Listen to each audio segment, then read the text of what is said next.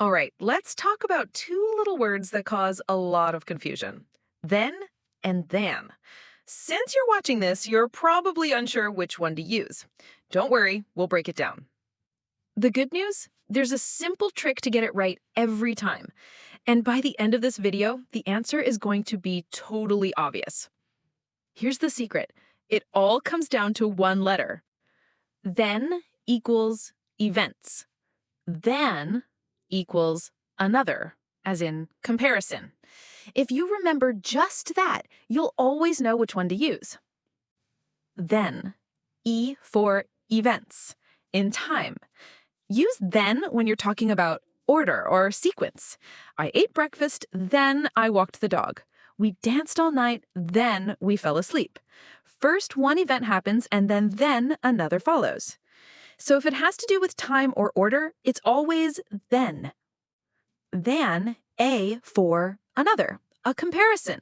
Use then when comparing one thing to another. She's taller than me. I need more coffee than that. And about the pizza sentence, we're comparing one pizza to another, so the answer is than. Now, sometimes you'll see both words in the same sentence.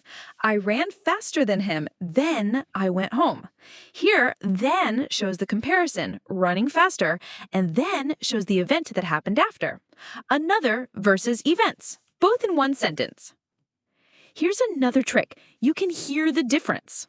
Then has the short E sound, like pen or 10. Than has the short A sound, like cat or fan. Let's practice. Then, than. One more time.